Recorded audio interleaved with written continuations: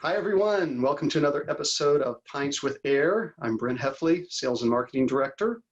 I'm here with our CEO and expert technician, Ryan Berry, and Ariel Brown, our VP and Senior Engineer. And this episode, we have our special guest, good friend, and world-class audio designer in his own right, Jim White, as Aesthetics in Southern California. Welcome, Jim.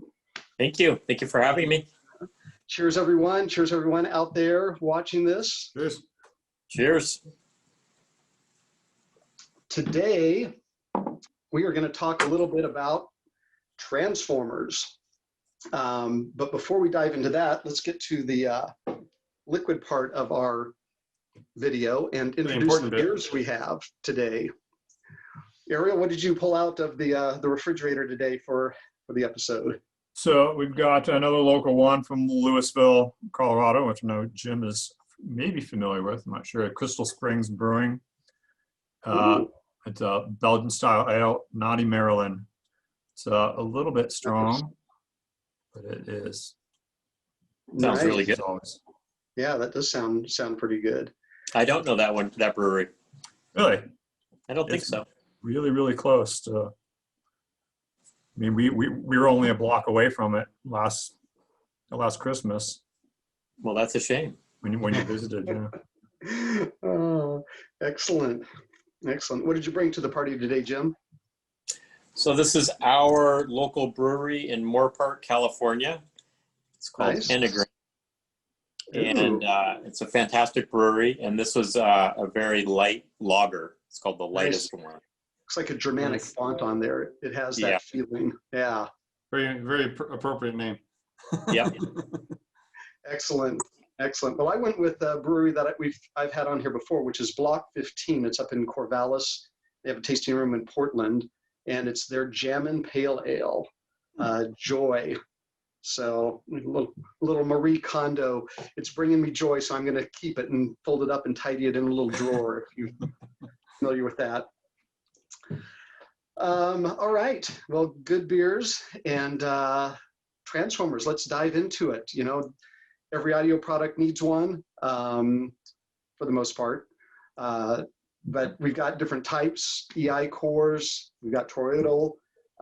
There's debates out there on which one's better. But one of the reasons we wanted to have you on, Jim, is that recently you started making your own transformers. So you've really dove into the depths of this, and it'll be really interesting to hear your take on how you do it, why you did it, you know, what the challenges were in trying to do your own, because it's not a small undertaking.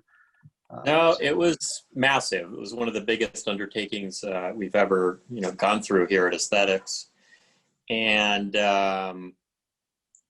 there were several compelling reasons. It's not that recent. We've actually been making our own transformers for about 5 years now. Right. And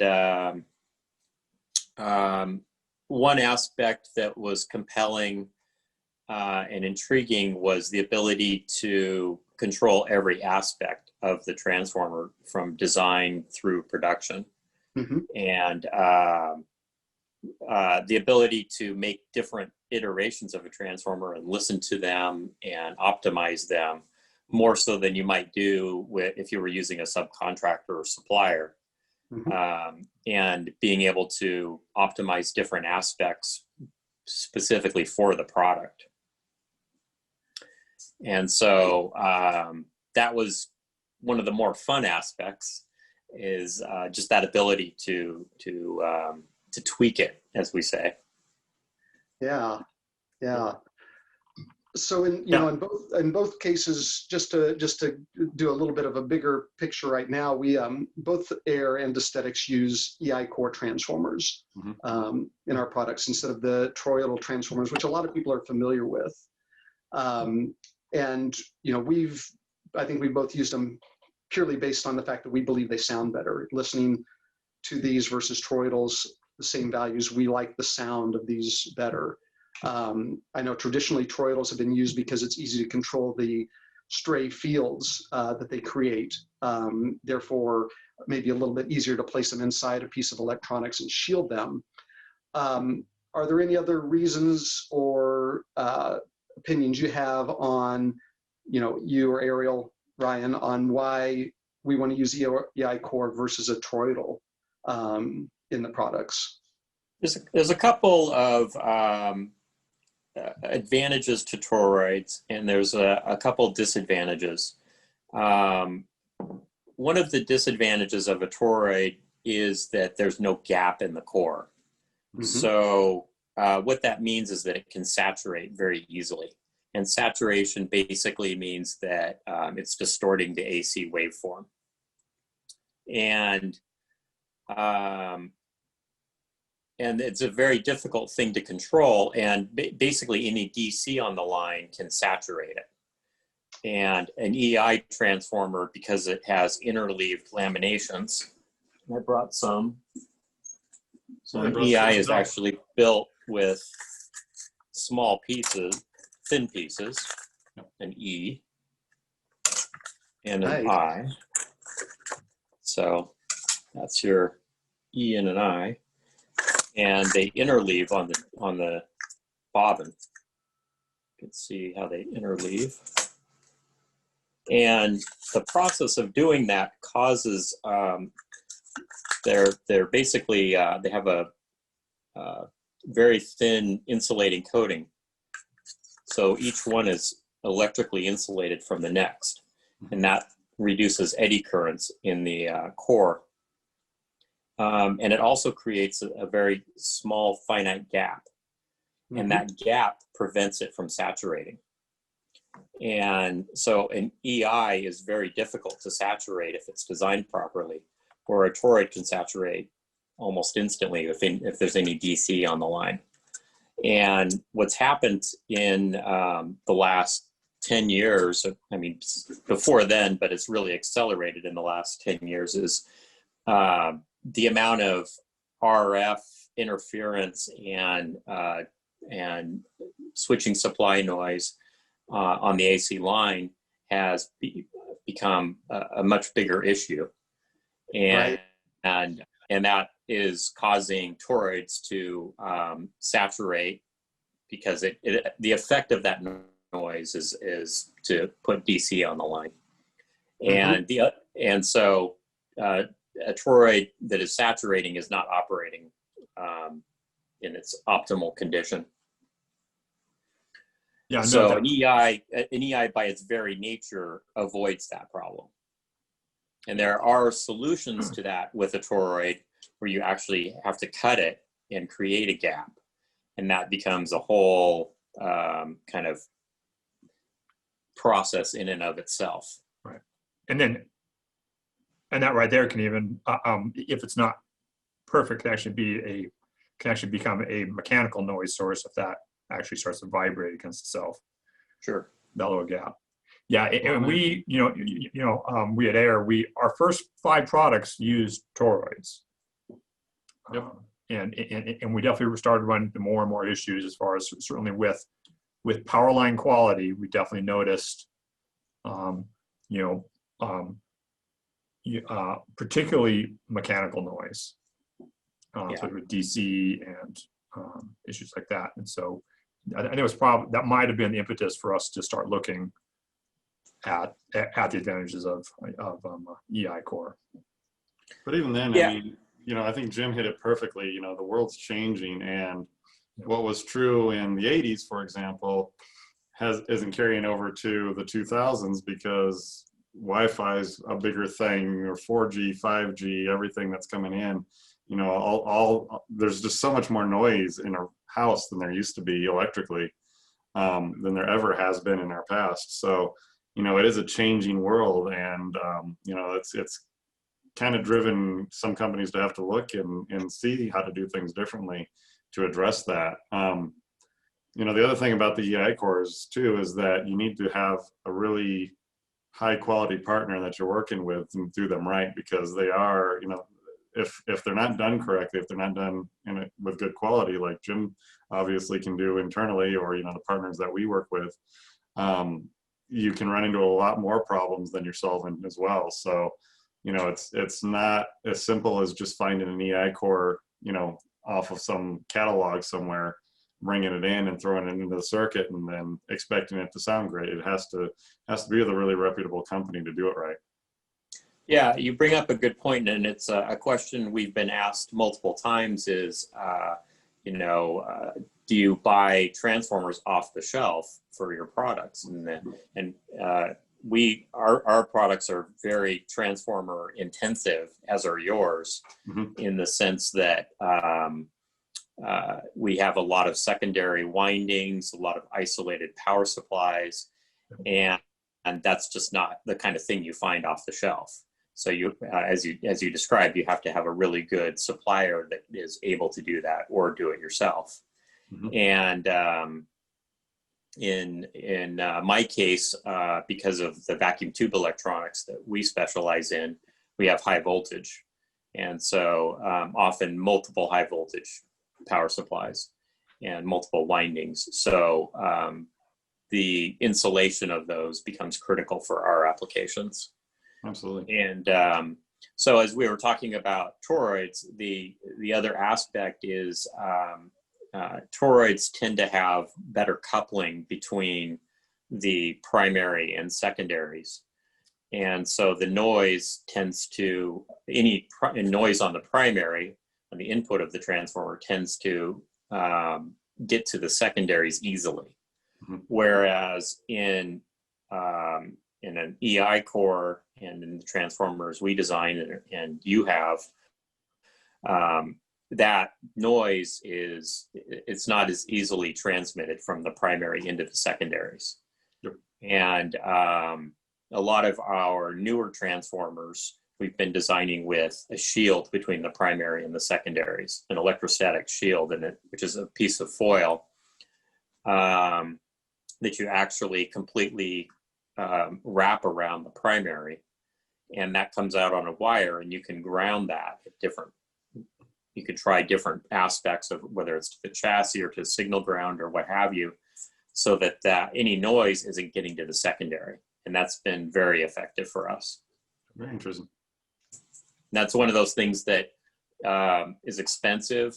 It's a different level. You have more insulation, more aspects to the construction, but you don't find it in a lot of audio products.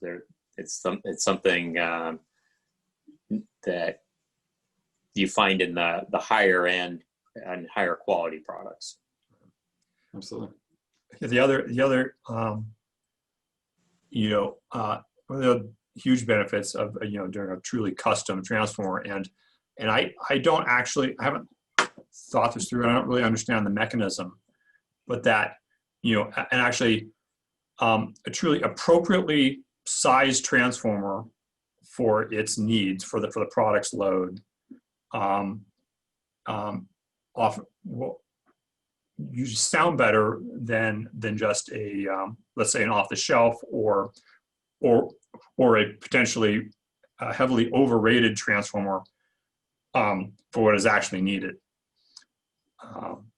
We have experienced that a few times, and honestly, I don't actually know why that would be.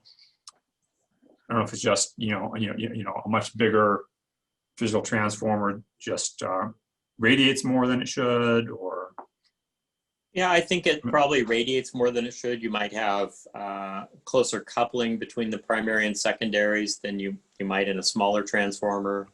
Some different aspects like that, and even the secondary inductance and winding resistance could play a part in how that filters noise or different aspects. And that's one of those things that is fun to be able to do here is say, one of the aspects that we do is we design for very low flux, which means that it has a lot of turns on the primary and a lot of turns on the secondary, which is far more expensive than a high flux transformer, which has a large field. And what happens when you have a low flux transformer, it operates in a much more linear region. So it isn't distorting the AC waveform nearly as much as if you run it into a high flux region, where you actually the curve starts to bend, which is the saturation curve, and it is actually distorting the AC waveform, and you can hear that easily. So that's one of those really big aspects that's often ignored is same VA transformer, and yet this one sounds way better than that one because this one's much lower flux.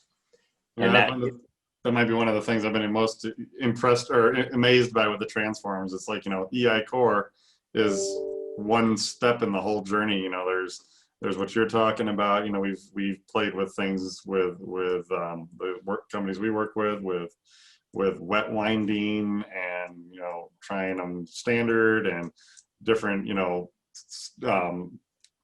geometries for the core itself. To try to see what the differences are there, and it's such a science, and even but also an art form at the same time.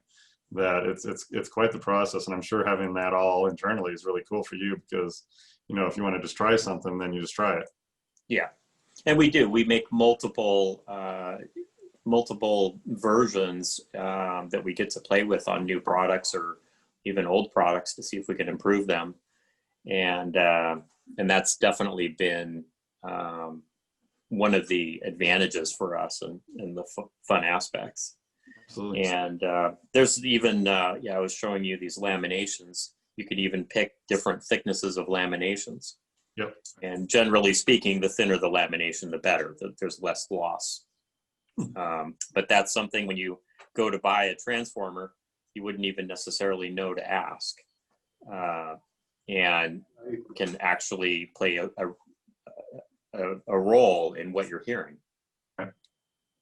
Yeah, and then even like what that lamination is made of. I know there's some much cheaper steels that some of the really cheap off the shelf transformers, for instance, might use that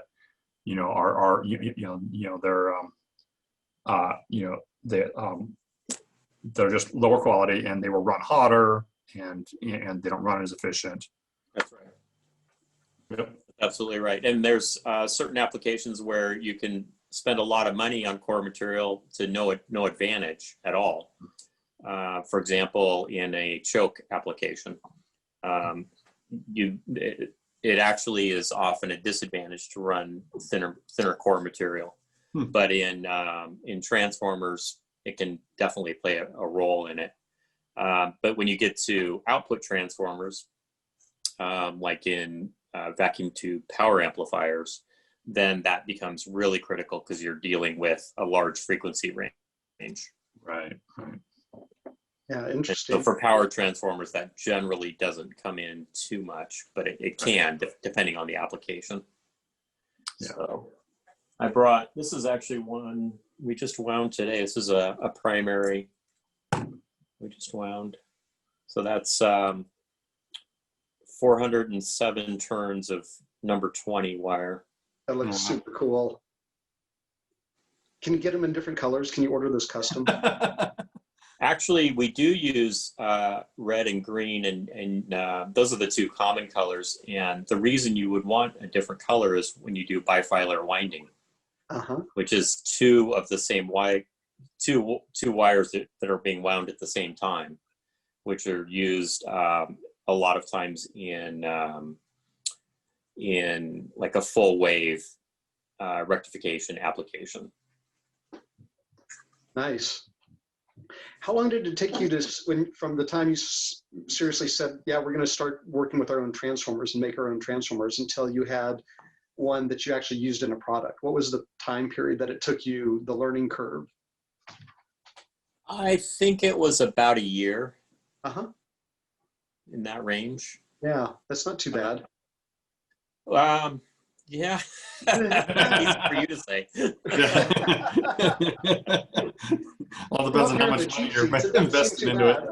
That's a year of my life I'm not getting back. That's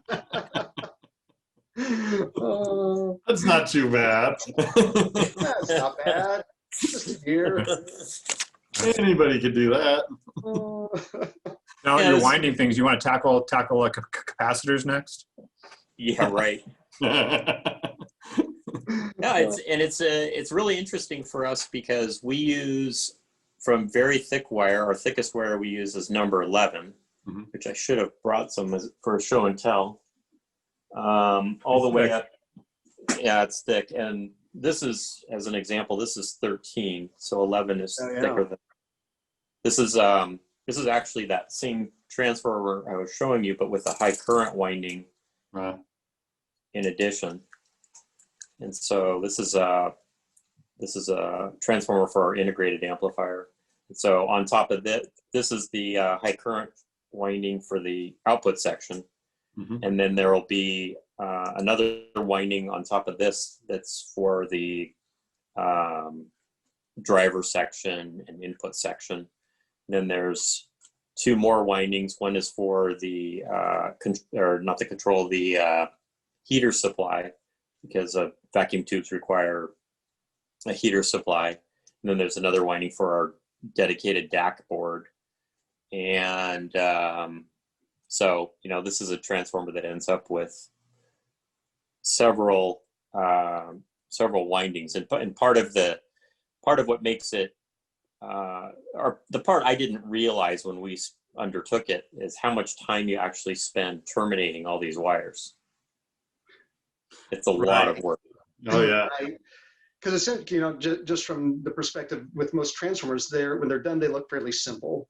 And in that form, they look fairly simple. So it's like, oh, what's that take? 5 minutes on the machine, wind it all up. Right. So what do you know? You have an idea of about how much? I'm sure you do. How much time it takes start to finish to make a transformer that you use, like that one for the integrated amp? This will take close to, off the top of my head, I want to say about 6 hours. Wow. Yeah. That's a lot. Yeah. Plus probably many unattended hours of curing and stuff like that also. Right. Yeah, it gets vacuum impregnated, and it goes into an oven with varnish, and one of the other aspects that we get to do, because we can, is when you buy a transformer from most companies, they test that the primary it has enough insulation compared to all the other windings, where we actually test every winding compared to every other winding. Wow. All right. So part 2 of our transformer episode. So we talked about windings in transformers and how there's primary and secondary, and you can have multiple secondary windings to drive different circuits. But in several of our products, we have more than one transformer. So why would you use multiple transformers versus multiple windings in different situations? So very high level there. I'll throw out 2 before Jim gets down to this more details. One is going to be cost and space are probably the 2 big ones. Sure. Potentially. Okay. As far as electrically, I'll let Jim jump in there. Yeah, I think the main reason to go with separate transformers from a technical perspective is you can optimize that transformer for its specific application. Kind of like we were mentioning before, where sometimes a bigger overspec transformer doesn't sound as good as one that's appropriately spec'd for what you need. Exactly. Okay. And when you have a single transformer with multiple secondaries, Mm-hmm. all of those secondaries interact to some degree because they're all coupled. Whereas if they're a separate transformer, then what's happening on this one isn't going to affect that one. For example, if this one, if you have two secondaries on this transformer, and this secondary pulls more current for some reason, as with audio signal or what have you, then that pulls more current on the primary, which has some effect on this other winding that may have nothing to do with it. So if they're completely separate Right. transformers, there's no interaction whatsoever. Right. And Right. so if cost is truly no object and space is no object and so forth, then you tend to separate out these functions into multiple transformers. Right. And as cost becomes more and more of an issue, then you see products not only go to a single transformer, but they'll also reduce the number of secondaries. Because as we saw before, every secondary has to be terminated. It's a whole separate winding. It has to be insulated. So on much less expensive or much less ambitious products than we are trying for, you and us, you'll see that they have very few secondary windings, and they're pulling, they're powering multiple aspects of the product from very few secondary windings. And that has a huge effect on sound quality. So it's just sort of that progression of how do we make it better? And it follows that. I think that's a great point, Jim, because I think the most simplest, way to handle things, the cheapest by all means, is to run your power in and then just tap off of it in various places. And, it's easy to do. It doesn't take many components to do that. It certainly makes the transformer easier and cheaper to make. And you can Exactly start looking into things like off-the-shelf transformers then. But, as you said, it's definitely not the right way to do things, because you get that noise from, your digital section into your analog. And, Right. and it sounds like sometimes it sounds like a bunch of, high-end talks, like, oh yeah, we separate all the power supplies, but people don't always necessarily understand how negative of an effect having, oscillators and things like that running off of this power supply and, the different draws and everything comes into having it tapped into your analog supply. right. Yeah, and that's kind of points out probably it's really an audio product, one of the most common kind of breaking kind of separation points in transformers and or windings is that analog versus digital. So like in many of our products, we'll have an analog transformer and a digital transformer. Mhm. Or if Absolutely. it is a more budget conscious product, we'll have at least an analog winding and some digital windings or vice Right. versa. So that is a very common separation. Or on the flip side, you have the power QX5 where you have multiple digital windings, where one's just for the Ethernet, one's just for the USB, one, and so forth, so, Exactly. there's a whole gambit of different ranges you can run that in. Yeah, and one of the things we do is we have separate transformers that just run the front panel, just run the control system. Uh-huh. And that, because that's just an area that it's for user convenience in terms of what its operation is in the product, but it contributes nothing to sound quality. It only detracts from sound quality. Yep. And so isolating that on its own transformer, we found is a pretty significant increase in sound quality. Absolutely. And for that application, we actually do use an off-the-shelf transformer because it's a very basic voltage, and for us to wind that transformer would make our products much more expensive unnecessarily. Sure. Good point. But by having that as a separate transformer in and of itself, elevates the product. Right. So I was going to mention, as you said, isolating the digital and the analog is one of the biggest things you can do, either with separate transformers or with separate windings. And the next step you can do if they are on the same transformer is to shield those from each other. Right. Like we discussed. Yeah, nice. So I think you brought some wire gauges for us to look at the biggest. Yeah. So this is the thickest wire we currently use, which is number 11. And this is the thinnest, which is number 33. This is about 1/7,000 of an inch. Oh, wow. Nice. Quite so this is used for high voltage supply, low current supplies. And this is used in in our power amplifier, actually in a choke. We make a choke input power amplifier. Okay. Cool. How many different gauges do you use altogether? Do you have 10? Well, pretty much everything between 33 and 11. There you go. Excellent. So, yeah, it's a lot of inventory. It's a lot of, inventory in terms of all the lead wires and bobbins. So I also I think I brought a bobbin. I guess we can use this as the bobbin. So the bobbin is the part here that holds the that you wind on, and this goes onto a piece of tooling. And so we use bobbins that are glass filled, which are stronger than normal nylon. These actually have glass particles in them, which for the kind of transformers we make, where we use a lot of tension to reduce any buzzing in the windings. You need a strong bobbin. Right.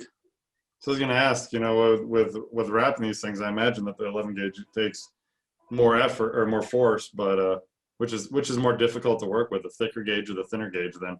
They both have their challenges. Mm-hmm. And that's, I think that's part of what compelled us to make our own transformers, is the ability to control the quality from beginning to end and all aspects of that quality. Absolutely. And not leave it in anyone else's hands. Because when you get a finished transformer like you held up earlier, you could test it, but you don't really know what's going on inside there. Oh, yeah. And so for us, the ability to see every aspect of it became critical, partly because of the high voltages we work with, and the multiple secondary windings and so forth. Yeah. And we've listened to plenty of brands over the years between you and us. We've all listened to, I don't know, probably 100 of them or more. And, we both know that they're not created equal. You get one brand's transformers and then you listen to another brand's transformers, and there's definite differences, even though they're supposed to be made to the same specifications. Right. That's right. And the same VA transformer can just be radically different. And absolutely. Yeah. I mean, a lot of that is the flux range that it's running in, where it's the go-to of most transformer manufacturers, not yours. But if you just go to a standard transformer manufacturing company and say, I want this transformer, they'll make it very high flux. Yeah. Because that's how it's cheapest. That's how it requires much less copper to make a high flux transformer. So one of the things that you look at is like this transformer could probably be about 2/3 this size or 3/4 this size if we ran it in a higher flux range. Ah, right. And we'd require commensurately less copper. And as we all know, copper's not cheap. Copper, right? That's the major material cost in this transformer, is the copper. Yeah. It's the difference between doing it right and doing it cheap, though. Yeah. Yeah, that's right. Like everything. Yep. That's right. This is one of our transformers that this is what the really small gauge. Wow, that's super fine. Yeah. Shouldn't say hair. small gauge. I guess large gauge would be the more appropriate term. And we have we use Nomex as an insulating material, which is basically what's used in fire suits. It's very thin, but insulates well. So we use that on high voltage windings and so forth. Very cool. Yeah, awesome. Quite the art form. It is quite the art form. Now, have you messed at all with the C-core transformers, or is that something that you haven't done too much with? I've been investigating different core topologies and how they apply to us and what the advantages and disadvantages are. And it's one of those things where some of it is just ongoing process. I don't Sure. have firm answers, you know, that Yep. this one is better than that one or why. Partly because we've gone down the road so far of EI transformers and know exactly, you know, how to do what we need for that. Right. But at the same time, I think it's important to stay abreast of all these kinds of changes and see how they apply. Yep. Because I there's, mean, we'd still be using toy rollers if we didn't do that. So, you know, yeah, absolutely. yeah, Things always change, processes change, you know, the way they make C-core transformers now is different than what they did, you know, Right. even 15 years ago. So, you know, it's always changing. So right. absolutely. Yeah. It's something that we've been looking into experimenting with as well. Let me know what you find. I'm curious. Absolutely. Awesome. Well, that's a great, I think a lot of great information on transformers. Hopefully everyone out there learned something today, found it interesting, got to geek out with us a little bit. So cheers, everyone. Super fun. Super fun. Yeah. If you have any questions, email us at pints@ayre.com. And until next time, happy listening.